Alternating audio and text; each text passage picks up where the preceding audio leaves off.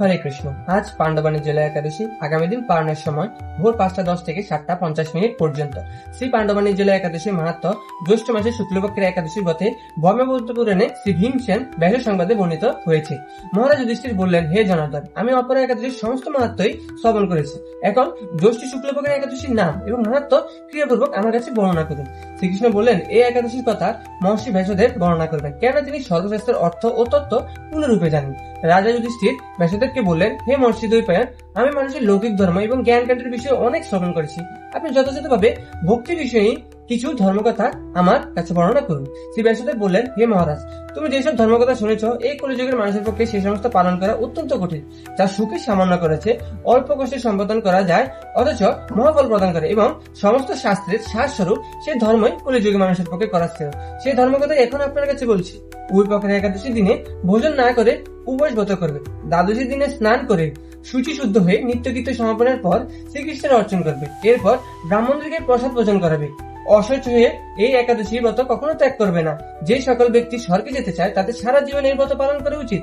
পাপ কর্মের রত এবং ধর্মহীন ব্যক্তিরা যদি এই একাদশী দিনে ভোজন না করে তবে তারা যম যাতনা থেকে রক্ষা পায়। শ্রী ব্যাসদেবের এসব কথা শুনে গদাধর ভীমসেন অসত্য পাতার মতো কাঁপতে কাঁপতে বলতে লাগলো, হে মহাবুদ্ধি পিতামহ, মাতা কুন্তী, দ্রৌপদী, ভ্রাতা যুধিষ্ঠির, অর্জুন, নকুল এবং সহদেব এরা কেউই একাদশী দিনে ভোজন করে না।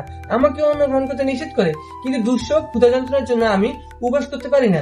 ভীমসেনের এরকম কথায় ব্যাসদেব বলতে লাগলেন, যদি স্বর্গাদি দিব্যধামে লাভে তোমার একান্ত ইচ্ছা থাকে তবে উভয় প্রকার একাদশীতে ভোজন করবে না। তো উত্তরে ভীমসেন বললেন, আমার নিবেদন এই যে উপবাস দূরের কথা, দিনে একবার ভোজন করে থাকা আমার পক্ষে অসম্ভব, কারণ আমার উদরে ভিক নামে অগ্নি আছে।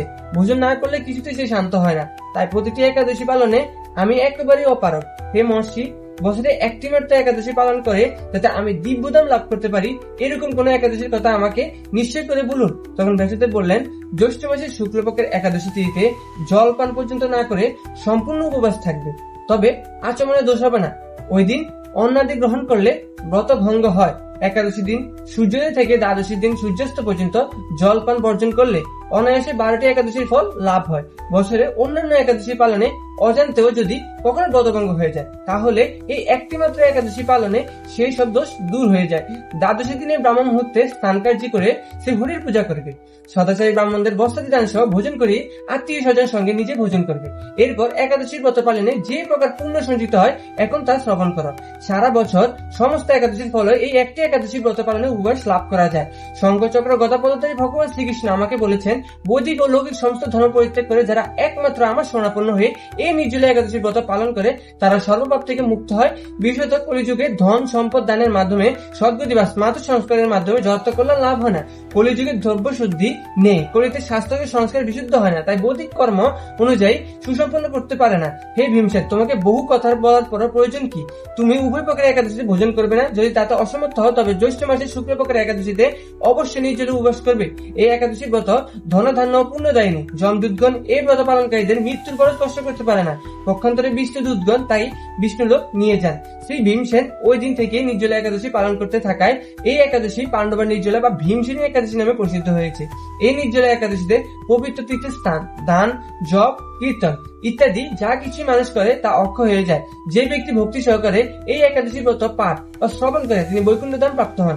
একাদশী পালন নিয়মাবলী। সমস্ত পক্ষে দশমীতে একাহার, একাদশীতে নিরাহার ও দ্বাদশীতে একাহার করিবেন। তা হতে অসমর্থ পক্ষে শুধুমাত্র একাদশীতে অনাহার। যদি উভয়তে অসমর্থ হন একাদশীতে পঞ্চরবিশেষ বর্জন করত। ফুল মূলাদি অনুকল্প গ্রহণের বিধান রহিয়াছে। সমস্ত পক্ষে রাত্রি জাগরণের বিধি আছে। গৌড়ীয় ধারায় বা মহান আচার্যবৃন্দের অনুমোদিত পঞ্জিকে যে সমস্ত একাদশী নির্জলা জল ব্যতীত থেকে পালনের নির্দেশ প্রদান করেছেন সেগুলি করলেও সর্বোত্তম হয়। নিরন্তর কৃষ্ণ ভাবনায় থেকে নিরাহার থাকতে অপারগ হলো নির্জলা সহ অন্যান্য একাদশীতে কিছু সবজি ফল মূলাদি গ্রহণ করতে পারেন, যেমন গোল আলু, মিষ্টি আলু ও চাল কুমড়ো, পেঁপে, টমেটো, ফুলকপি ইত্যাদি সবজি, ঘি অথবা বাদাম তেল দিয়ে রান্না করে ভগবানকে উৎসর্গ করে আহার করতে পারেন। হলুদ, জিরা, ধনিয়া, আদা, তেজপত্র, লবণ ও মরিচ ব্যবহার করতে পারবেন। আবার অন্যান্য আহার্য যেমন দুধ, কলা, আপেল, আঙ্গুর, আনারস, আখ, আমড়া, শসা, তরমুজ, বেল, নারিকেল, মিষ্টি, আলু, বাদাম, লেবু শরবত ইত্যাদি ফলমূলাদি পেতে পারেন। একাদশীতে 5 প্রকার শস্য গ্রহণ নিষিদ্ধ। ধান জাতীয় সকল প্রকার খাদ্য যেমন চাউল, মুড়ি, চিড়া, সুজি, পায়েস, খিচুড়ি, চালের পিঠা, খই ইত্যাদি। গম জাতীয় সকল প্রকার খাদ্য যেমন আটা, ময়দা, সুজি, বেকারি, রুটি বা সকল প্রকার বিস্কুট, হরলিক্স ইত্যাদি। জব বা ভুট্টা জাতীয় সকল প্রকার খাদ্য যেমন ছাতু, রুটি ইত্যাদি।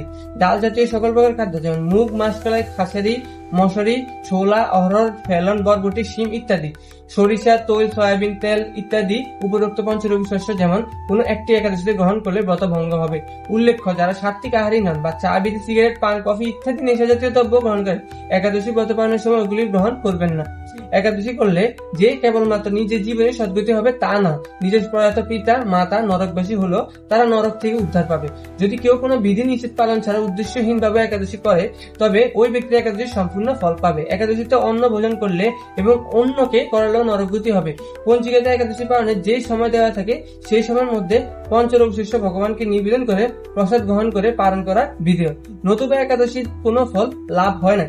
একাদশী ব্রত পালনের প্রকৃত উদ্দেশ্য কেবল উপবাস করা নয়, নিরন্তর শ্রী ভগবানের স্মরণ, মনন ও শ্রবণ কীর্তনের মাধ্যমে একাদশীর দিন অতিবাহিত করতে হয়। শ্রীল প্রভুপাদ ভক্তদের একাদশীর দিন 25 মালা বা যথেষ্ট সময় পেলে আরো বেশি জপ করার নির্দেশ দিয়েছেন। একাদশী পালনের সময় তৈল, সাবান, পরনিন্দা, মিথ্যা ভাষণ, ক্রোধ, জনসংযোগ সম্পূর্ণরূপে নিষিদ্ধ।